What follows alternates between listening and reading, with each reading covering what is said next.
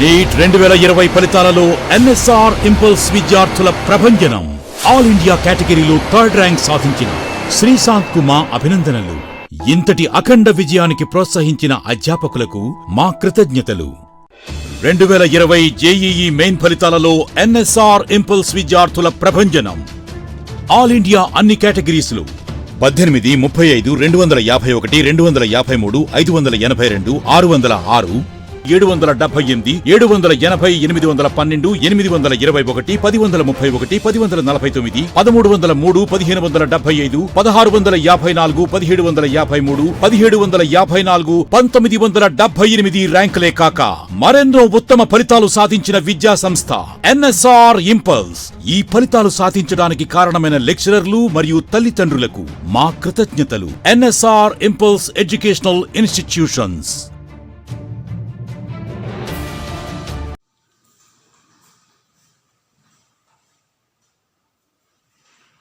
Hello students, now let us discuss about biological classification. In biological classification we have discussed about the kingdom Monera. Now we completed Monera, now let us go to the second kingdom, that is Protista. Now if you take the Protista part, now this is the second kingdom. What we are discussing, this is nothing but the second kingdom. We completed the discussion about the first kingdom Monera. Now if you take the Protista, Protista was given by the scientist Ernest Haeckel. It's given by the scientist Ernest Haeckel. Protista is nothing but the kingdom, second kingdom. Now this is being given by the scientist Ernest Haeckel. Now this in here it does not include boundaries. So for this kingdom, let us say no boundaries. No boundaries. What's the meaning of no boundaries? You cannot say it starts from so-and-so organism of so-and-so unicellular, so-and-so photosynthetic, or so-and-so eukaryote, so-and-so prokaryote, or ends with so-and-so organism. Like that you cannot say the boundaries.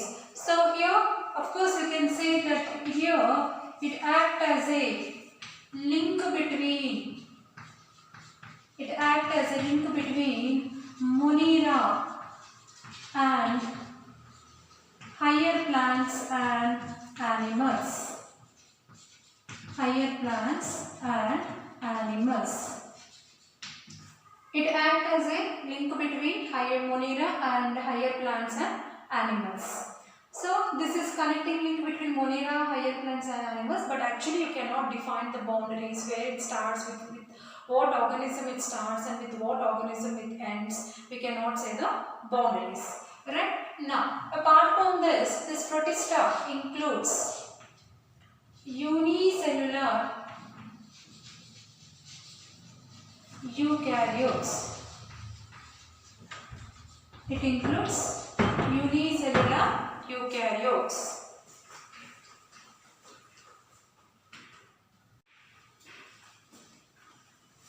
So here it includes unicellular organisms, moreover it includes eukaryotes. So unicellular eukaryotic organisms will fall in the category called as Protista.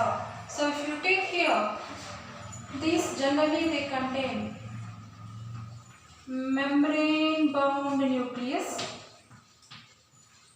Here they contain membrane bound nucleus. Now if you look at, we discussed in case of Monera, membrane bound nucleus is absent here, but here it is present. So we are just comparing with the last few classes we discussed about Monera. Now if you take the Monera part, here we say that Monera where nucleus is not surrounded by nuclear membrane, but here it contains membrane bound nucleus. Now apart from this, here it also includes cell organelles, membrane bound cell organelles, or better you write down, it includes cell organelles. So here along with 70S ribosomes,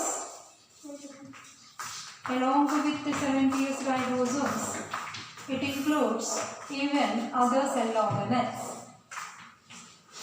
What we studied in Monera, cell organelles are absent in case of Monera, right? But here cell organelles are present along with the different as ribosomes. Now apart from this, here if we talk in terms of reproduction,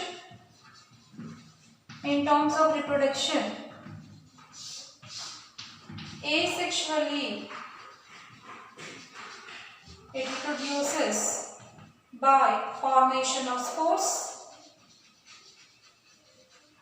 Asexually it reproduces by formation of spores or by fission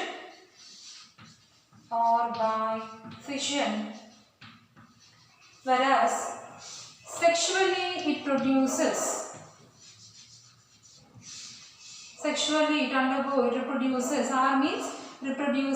by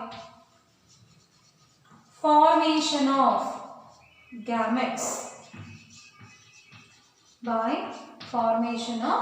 gametes.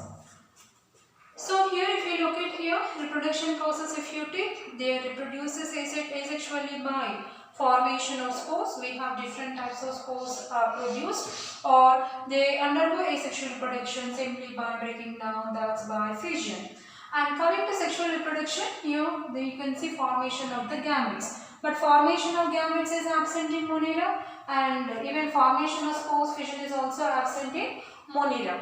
Here you can see formation of spores, different types of spores like aplanospores, oogoneospores, and different types of spores are produced in case of asexually produced here, or maybe they may break down and separate the fragments, they individually develop into an organism. Asexually reproduces by the formation of spores or by fission. Sexually they reproduces by the formation of gametes. So here formation of gametes was not seen in Monera. It's very clearly observed in case of Protista. Now the Protista, they are covered by membrane-like structures. Let us discuss about once again. In the RH Victicus 5 kingdom system of classification, so we have to discuss the 5 kingdoms. We completed the first one, that is Monera.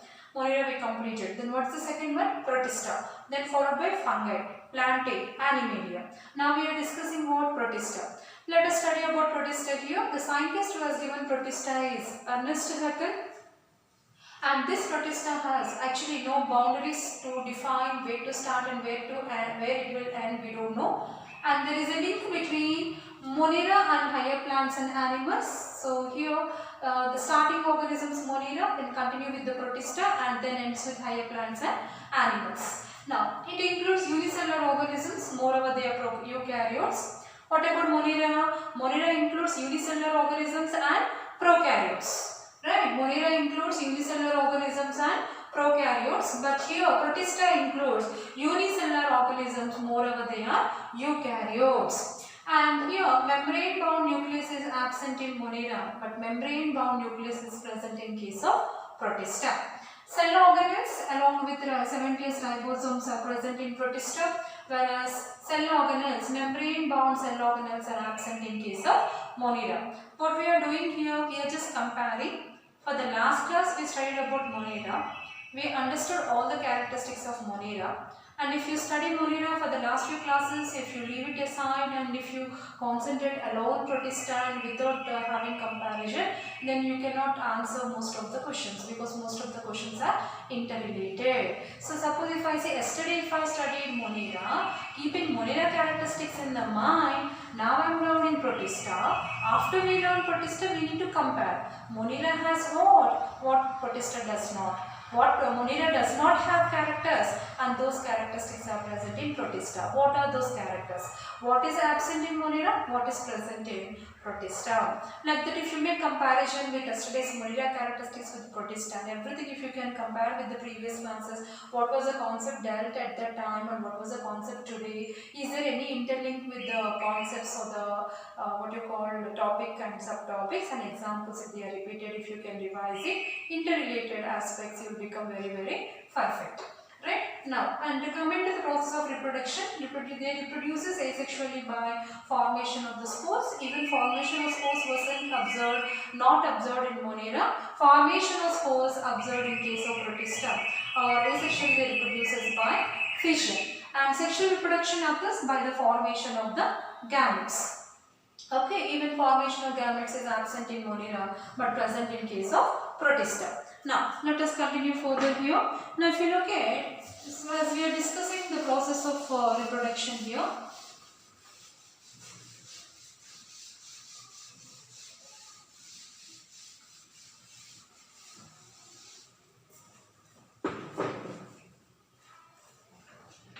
Now if you take the, as a result of sexual reproduction,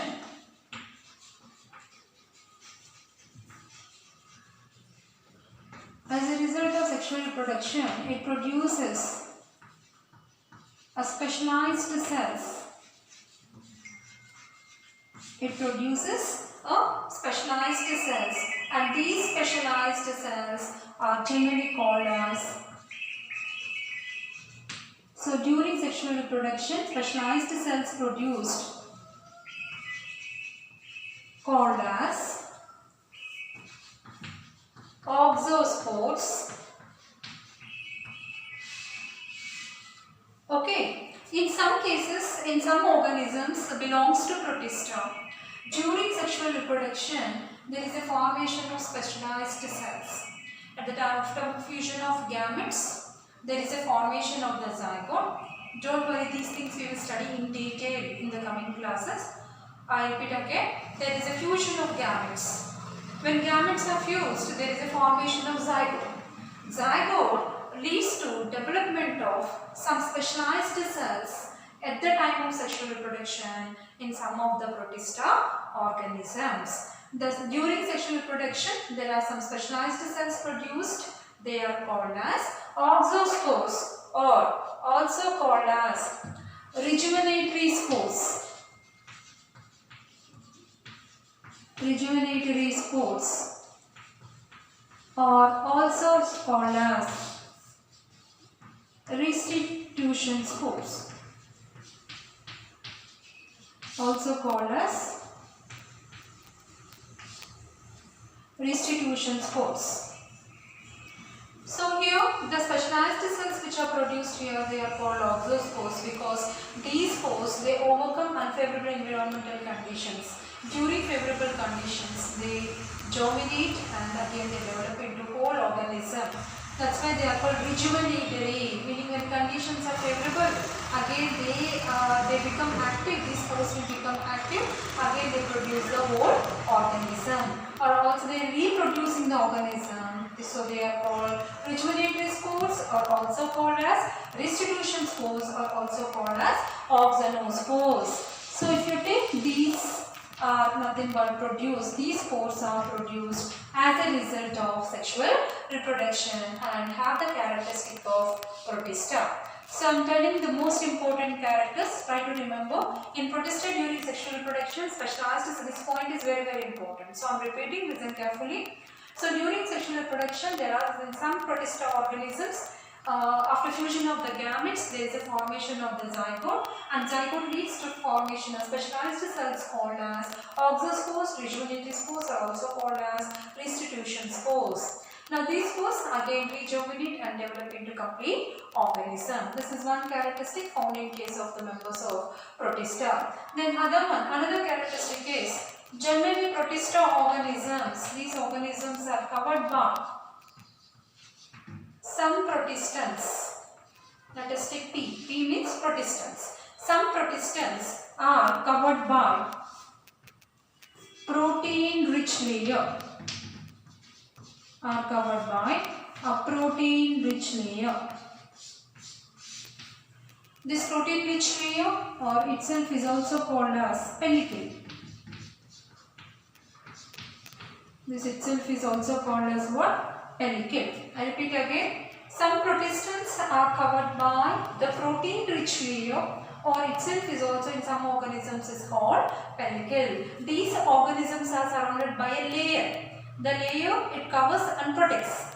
So these, in some protistans you can see the organism is being covered by, protected by a layer which is rich in proteins. In some cases this protein-rich layer itself is also called as pellicle. And here, even some organisms, some protistans, they contain flagella or cilia. Some protistans, they contain flagella or they contain what? Cilia. So what is meant by flagella or cilia here? Now if you look at flagella, if you take locomotory organelle, cilia also locomotory organelle. You know, small hair-like structures, if you are present all over the surface of the organism, it's called cilia. And elongated structure, which also helps in locomotion, that's movement of the organism from one place to other place, that's nothing but what? Flagella. Now if you compare Monera characteristics, flagella or cilia is absent in Monera and present in some bacteria, right? That is what we studied in Monera. But here, Protista, most of the organisms, they contain locomotory organelles, either flagella or cilia. So these are the important characteristics. So try to remember sexual production is by oxospores, are also called rejuvenatory spores, are also called institution spores. Now they are covered by protein-rich layer called pellicle. So protein-rich layer itself is also called as pellicle, and some protistans they contain flagella or some may contain cilia. These are the important characteristics which you have to remember about protista. Now in protista, what are the organisms we are going to discuss? The organisms which we have to discuss in this.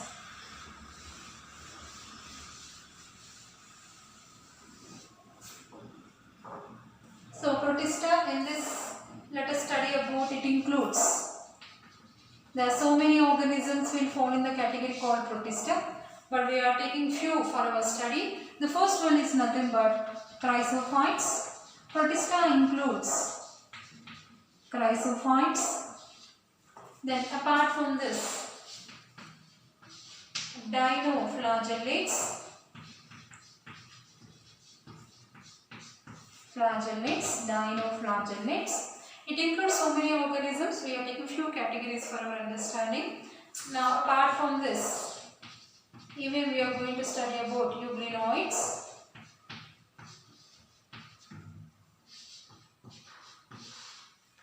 So, chrysophytes, dinoflagellates, euglenoids, then slime moths, including protozoans. Okay, so protista includes chrysophytes, dinoflagellates, euglenoid, slime moths, protozoans. Now there are, of course, it includes so many other categories and millions of organisms. But in our syllabus, under protista, the main categories, the most important types of organisms what we are going to study, here is the list. So you can take chrysophytes, again I say dinoflagellates, euglenoids, slime moths and protozoans. Now let us begin with the first one, chrysophytes, and let us go with one after the other. We will discuss about the characteristics of these categories which fall in the category called as protista. Now let's continue further. So what's the first one we have to discuss? That's nothing but chrysophytes. So here if you look at chrysophytes, so we are discussing now the chrysophytes.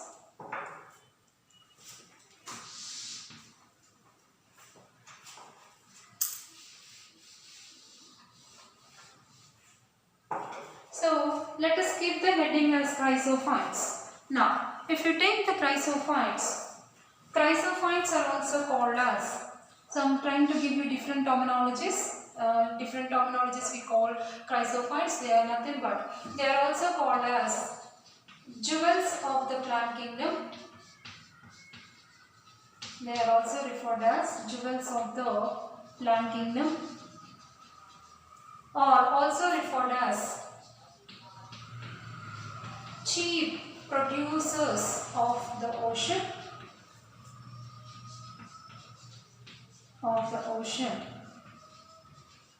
Or also referred as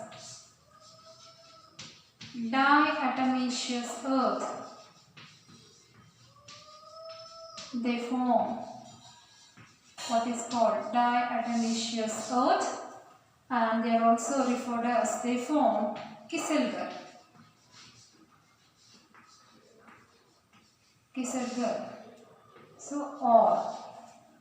So there are different terminologies with which we study what are called chrysophytes. Chrysophytes are also called as jewels of the plant kingdom. They are also called as chief producers of the ocean because they find more in number. Let us see why it is referred with so many terminologies. And it also leads to formation of diatomaceous earth and also lead to formation of this diatomaceous earth, means the type of soil which is formed due to aggregation of dissolved chrysophytes. It's called diatomaceous earth, or itself is also called as Kissinger. So let us see why these all terminologies are being applied to speak about chrysophytes. Right? So if you look at chrysophytes, generally chrysophytes includes. So I am writing chrysophytes includes this. Also it includes what are called. These are also called desmids, or also called as green algae. They are also referred as desmids or green algae. Okay, so generally chrysophytes and commonly we also refer them as desmids, or also generally we call them as green algae. Now if you look at the characteristics, they are microscopic in size, means they can be observed only with the help of microscope, and they are photosynthetic, means they have ability to prepare their own food.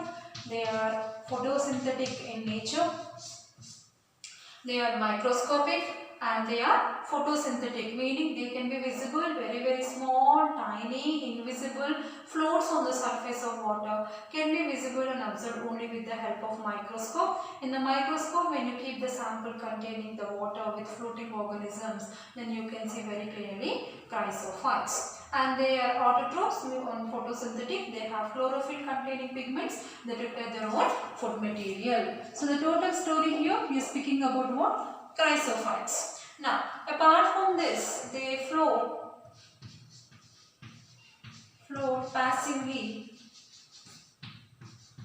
floats passively on the surface of water, on the water surface. On the water surface. They float very passively on the surface of water. That's why these are also called as planktons. That's why these are also called as planktons. Planktons meaning free floating. Planktons meaning free floating. Okay, so we just started with the protista. With these characteristics we will try to define. Now, what is that characteristics we are saying? Chrysophytes are also called jewels of the plant kingdom, are also referred as chief producers of the ocean, also called diatomaceous and Kissinger, right? Now, it includes desmids or green algae, and especially these are microscopic in nature, meaning they can be observed only with the help of microscope. They are photosynthetic in nature, they prepare their own food material, and they float passively on the surface of water. That's why they are called as planktons, free floating, meaning they are also called as phytoplanktons, meaning they possess plant characters. Because algal characters, plant characteristics, that's why these are also called as phytoplanktons. Phyto means they show algal characters, plant characters. Planktons means they freely float on the surface of water. Right? Now, so let us continue further here. Now, if you look at with these characters, you just note down, and let us continue with the main characters.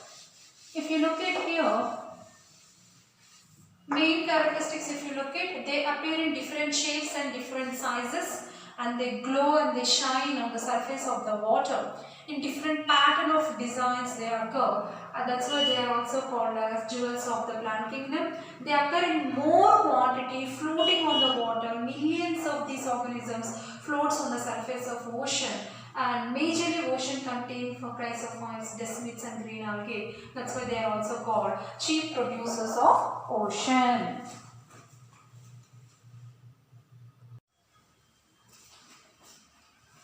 Now here the cell wall contain. Now let us talk about the cell wall. In chrysophytes, let us see some important characteristics. In chrysophytes, cell wall contain two thin overlapping shells,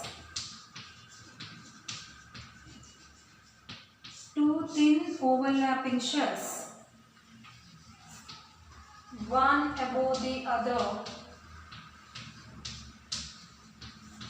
like a soap box. like a soap box. So what is the meaning of this exactly here? If you look at, we say that two overlapping shells. Two overlapping shells means one above the other like this. Like this. This is an outer layer and this is an inner layer like this. So outer layer and inner layer, one fits on the other exactly like a soap box. So there are two thin overlapping shells. Two thin overlapping shells means one lies inside, one lies outside. Both are thin, one overlies on the other. So one overlaps on the other. Both of them fit like a soap box. So they lies one above the other. So the one which lies outside, the outer layer is called epitheca. So the outer layer, what is present here, the outer layer it's called epitheca, and inner to this, the inner layer what present here, the inner layer is called as hypotheca. Okay, so the inner layer what we find here, it's called as hypotheca.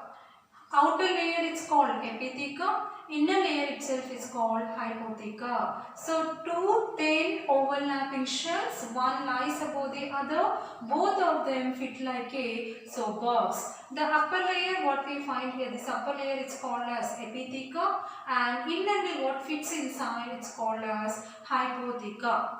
Now these all desmids, or we say green algae, they accumulate in the coastal region. They accumulate over a billion years. Over a billion years, forms diatomaceous earth. Diatomaceous earth. So here the chrysophytes includes desmids. Now these desmids, they accumulate over a billion years of time, and when they get accumulated over a billion years of time, they form what is called as diatomaceous earth. They form what is called as diatomaceous earth, or itself is called as Kieselguhr. Right? So what's the meaning of this? Suppose if you take, this is nothing but the ocean. When old ocean, it's coming like this. Let us take, this is the coastal area. So all the desmids which are floating, the chrysophytes which are floating along with the water currents, they are called phytoplanktons. All will get accumulate on the coastal region. So if you look at each one is having epitheca as well as hypotheca. Now if you look at epitheca and hypotheca, they contain what is called silica shells. So here very important thing is, when you say one lies above the other, so the very important point, let's come back to this. The cell wall contains two thin overlapping shells, one above the other like a soap box. Upper layer is called epitheca, lower layer is called hypotheca. Epitheca and hypotheca, outer and inner layer made up of silica shells. So if you take outer layer is also made up of silica, inner layer is also made up of silica. So the outer layer, inner layer, they are protective layers, that's why they are called silica shells. What are silica shells? Epitheca, hypotheca, they are made up of silica, as they are protective and covering layers, that's why they are called silica shells. Silica shells refers to epitheca and hypotheca, together called silica shells. As they are made up of silica, they are very hard in nature, very gritty in nature, very hard layer they form, and these silica shells are indestructible. These silica shells are indestructible. What's the meaning of indestructible? No component can damage the silica layer. So nothing can destroy them. They are very safely protected within the silica shells. That's why we say silica shells are indestructible. Meaning, even though they survive for years together, even after few years also, the silica shells cannot be, even though they buried, when they all will come and accumulate in the coastal region, If they bury and decompose also, but still silica shells will be there as it is because they are made up of silica. Silica gives very gritty in nature and very hard in nature. So these silica shells cannot be destroyed at all. Nothing can destroy silica shell, nor nothing can damage the silica shells. These silica shells are indestructible. Nothing can destroy them. As a result, what happens here? When these desmids of green algae, when they accumulate over billion years forms, meaning what here? All silica shells, they are floating with, like they float with the passive currents of water. They float on the surface and they will be thrown onto the coastal area. Right. So when they all will be coming to, when they all accumulate on the coastal area, huge large quantity of desmids, they keep accumulate on the coastal area for a billion years, means they keep accumulating every day and years together. This all desmids, they come and accumulate on the what you call coastal area for a million years, for continuously for billion years, where silica shells will be entered into that coastal areas, and silica shells will be accumulated for million years, and that leads to formation of very hard gritty soil in the coastal area. That's called diatomaceous earth, or itself is called Kieselguhr. Okay, I repeat this. When all desmids floats along with the water, they finally get accumulated in the surrounding coastal area. Now, when they keep accumulating for million years and continuously after billion years, where all silica shells will be embedded into the surrounding coastal area, as because continuous addition of all silica shells here, the soil become very hard and very gritty in nature.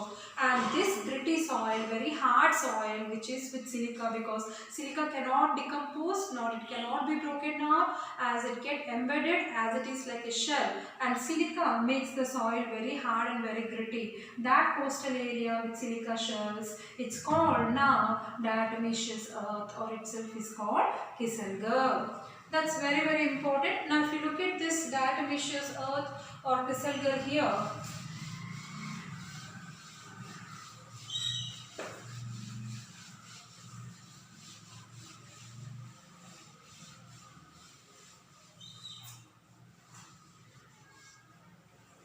now this diatomaceous earth Kieselguhr, here the soil becomes gritty. So here I write here the soil becomes gritty. Gritty meaning very hard. Soil becomes gritty. Gritty means soil becomes very hard. So that is called as diatomaceous earth, or itself is called Kieselguhr. As this soil is rich in silica, as it is rich in silica, now this can be used in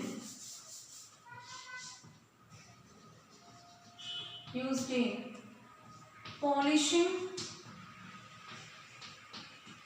and filtration of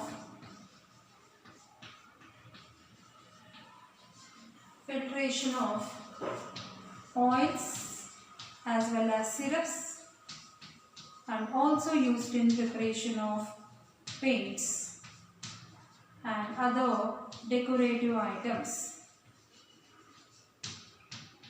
Decorations, but you can write on preparation of decorative items. Okay, so when you look at here, because of desmids, they accumulate over billion years and makes the soil gritty, very hard, because the soil here in the coastal area, the soil becomes rich in silica, and this particular soil, it's formed due to continuous accumulation of desmids for a billion years. Now the soil becomes gritty and very hard. It's called now diatomaceous earth or Kieselguhr. Now this particular soil, because of gritty and hard nature, this is used in polishing, generally in the filtration of oils and syrups, and also used in paints as well as the decorative items. And they are more in number, as they are large quantity in number. They prepare their own food by the process called as photosynthesis. That's why they are called chief producers of the ocean. So they are large in number and they produce their own food material. So they are called chief producers of the ocean because they occur in large quantity. And moreover, these desmids occur in different shape. The silica shells shape may be different pattern. In different desmids, you can see different pattern of style of arrangement of silica shell. The rays of pattern of arrangement on the epitheca and hypotheca, if you look at. So this is epitheca, and inside what you find is hypotheca. So here you can see different pattern of arrangement of silica shells. In some you find some different type of designs of patterns of arrangement, and they look so beautiful. That's why these chrysophytes are also called as jewels of the plant kingdom. Right. So now let us continue with chrysophytes.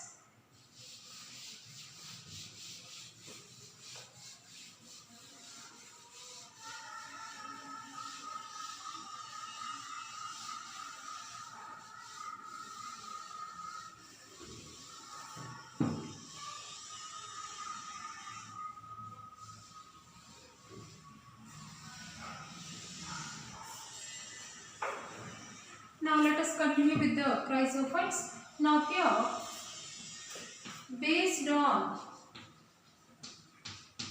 structural symmetry. So what we are discussing here, based on structural symmetry. What is the meaning of symmetry here? Symmetry means the arrangement of the organism. The arrangement of the organism is called as what? Symmetry. So here, based on the structural symmetry, now these, based on the structural symmetry, these chrysophytes are divided into two categories. They are called as centrales and other ones are called as pennants. They are called as centrales and other one are called as pennants. So based upon the structural symmetry, these chrysophytes are classified into two categories. Classified into two categories. Okay, what are the two categories? Centrales and pennants. Now, centrales are the one, here they contain, they show, they possess radial symmetry. They possess radial symmetry. So the desmids which show radial symmetry are called as centrales. What is meant by radial symmetry here? The organism can be cut into two equal halves in any plane of angle of division. So it will be like this. So here it will be like this. So it will be like this. So it can be cut into two equal halves in any plane passing through the center.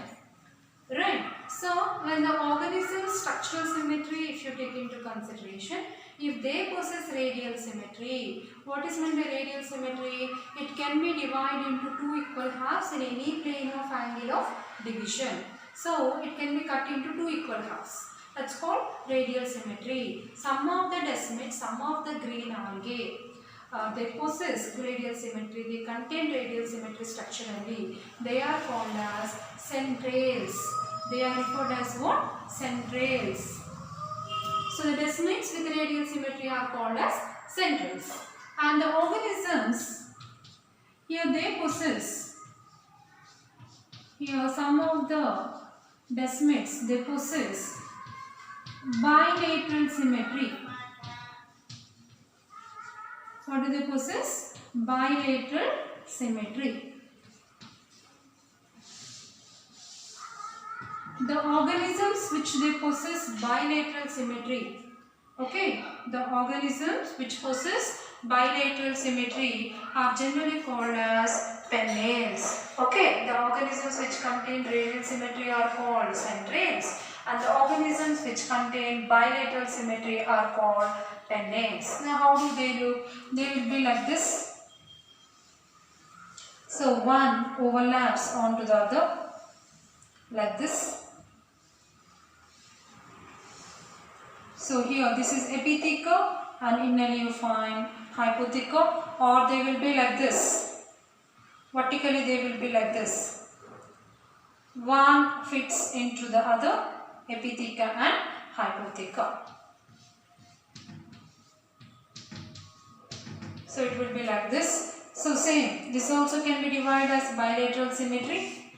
Okay, or this can also be divided into two equal halves. In any plane passing through the center, it can make into two equal halves. Right? So not in any plane, in one direction if you cut this in, it will become two equal halves passing through the center. Now here you find this is nucleus. Surrounding the nucleus you find what is called cytoplasm.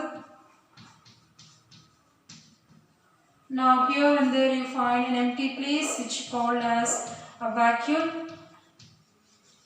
Right. So this is how the pennales and centrales look like. So this is nothing but pennales.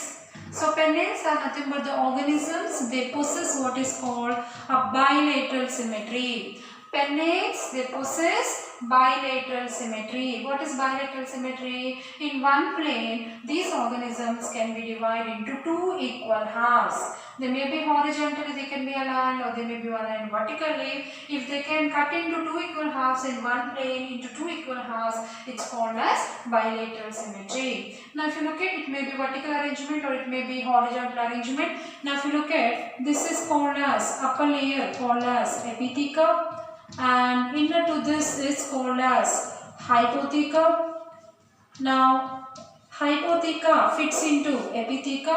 Epitheca, hypotheca fit like a slope box, and these are made up of silica shells. These are made up of silica shells. So this is how structurally they look.